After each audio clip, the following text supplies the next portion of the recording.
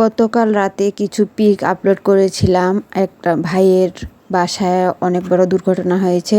আসলে অনেকে তখন কমেন্ট করছে, সম্পূর্ণটাই বলিয়েন আপু।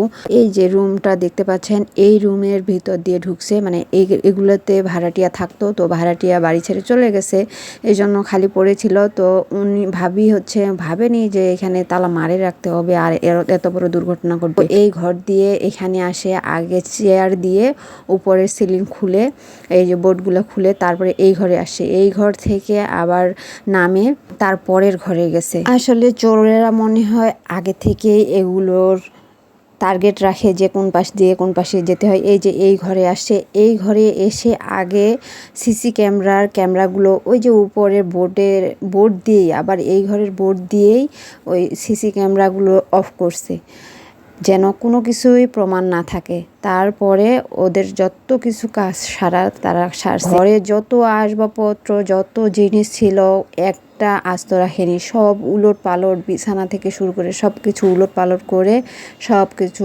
টাকা পয়সা গয়নাগাটি সব নিয়ে গেছে। গয়নাগাটি টাকা পয়সা অনেক পাওয়া যাবে, কিন্তু মানুষদের যে কোনো কিছু ক্ষতি হয়নি।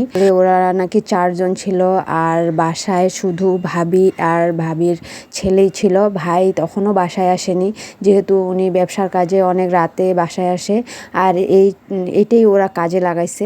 ভাবি বুঝতে পারছিল যে বাসায় আসলে এরকম কোনো কিছু ঘটতেছে, তবে উনি না বুঝার ভান করে, উনি ঘুমানোর ভান করেই চুপ করেছিল।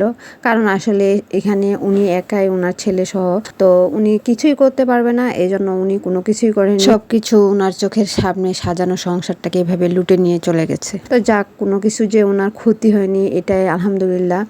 আসলে জীবনের সম্পদ, টাকা পয়সা, অলংকার অনেক আসবে, জীবন বেঁচে থাকলে আসলে অনেক হবে। এই ড্রয়ার থেকে অনেক কিছু নিয়ে গেছে, কিন্তু দুর্ভাগ্য বিষয় হচ্ছে এই মাত্র 2টা দুল শুধু নিতে পারেনি।